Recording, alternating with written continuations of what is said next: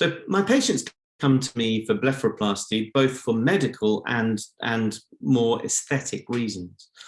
Blepharoplasty is eyelid tuck, and of course it refers to the upper eyelid, upper blepharoplasty, and the lower eyelid, lower blepharoplasty, or forelid, upper and lower blepharoplasty together.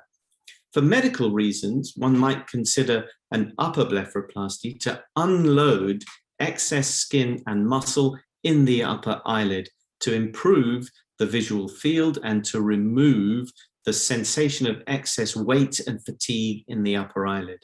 And in the lower eyelid, a sagging lower eyelid, which exposes the lower part of the surface of the eye, might be a good indication for a medical lower lid blepharoplasty to resuspend the lower lid. But in the more aesthetic world, we provide an upper lid blepharoplasty for definition to improve upper eyelid shelf show, keeping it feminine in ladies and masculine in men.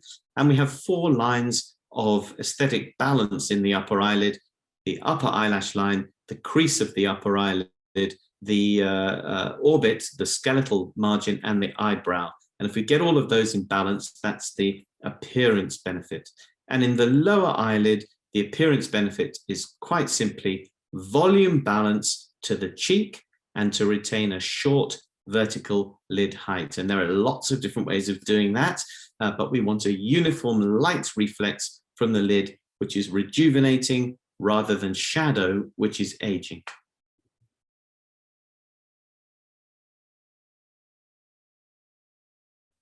A good candidate for blepharoplasty depends very much on whether we're considering upper lid or lower lid or both.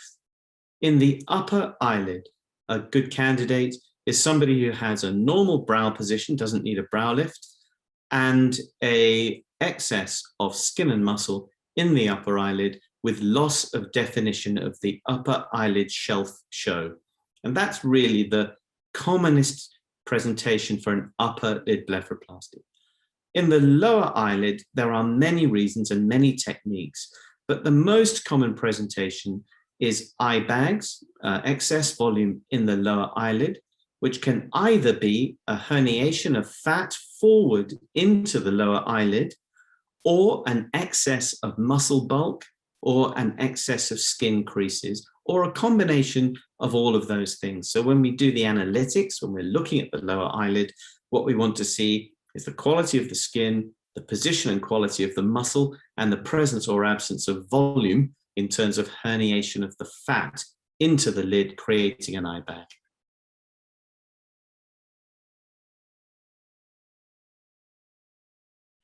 Blepharoplasty surgery is performed in my practice generally under what we call twilight sedation.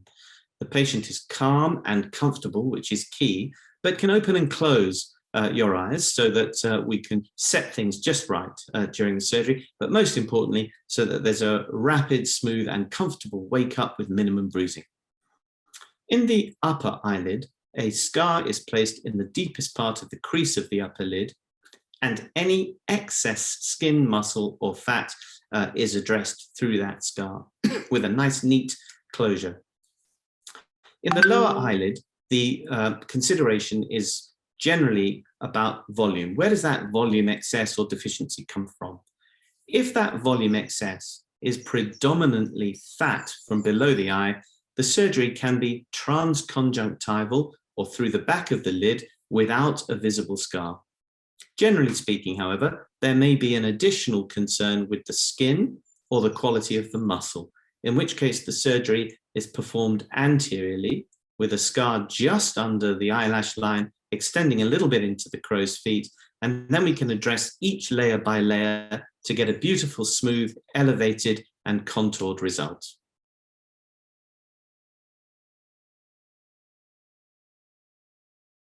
So I often get asked whether blepharoplasty will remove crow's feet. So crow's feet are the smile lines or wrinkles, which can be very predominant and very attractive when we smile, but are not so pleasant when they're there without smiling. The predominant way to remove crow's feet is to do it with a muscle weakening injection such as Botox or botulinum toxin. But surgery, when surgery is being done a blepharoplasty surgery is being done, the muscle can be weakened a little bit during the surgery by what's called a myectomy, by removing a little bit of the orbicularis muscle at the crow's feet area to reduce the density of wrinkling. So surgery is not a primary treatment for crow's feet, but it can be a partial treatment if surgery is being performed around the eyelids for something else. The intensity of the crow's feet can be reduced surgically.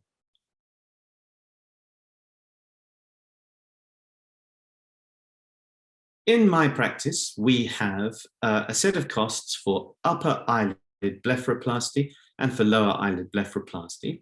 And these procedures are part of a family of eyelid procedures, which can be relatively straightforward, addressing, for example, just the skin, or they can be rather complex, addressing every layer of the eyelid and the fat and resetting the margin, the eyelid margin. Sometimes those procedures are quite lengthy in terms of their complexity, resetting the corner of the eye, reconstructing a nice sharp corner of the eye. And those types of procedures carry a higher level of expense. The procedures are all done under twilight anesthesia, and the costs of twilight anesthesia and general anesthesia are broadly the same. So there are three types of fee: the facility fee, the anesthetic fee, and the procedure fee, which includes the follow-up length of time for a year. And that's how we decide the fee rates for our blepharoplasty practice.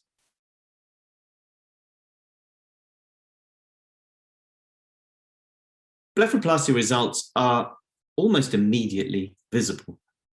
In the upper eyelid, that excess of skin and muscle is gone. And one of the first things that patients will say is how comfortable they feel being able to open their eyes with no weight in the upper lid and increased light getting into the eye. And that's a very lovely thing to hear in clinic. In the lower eyelid, there is a degree of swelling and bruising, and that will last about 2 weeks. The stitches are all dissolving in the upper lid and lower lid, and generally you're back to work across a dining table from somebody or at the Zoom laptop screen within a couple of weeks, and nobody need know you've had any surgery. The final swelling and the comfortable, stable result usually between 6 and 12 weeks.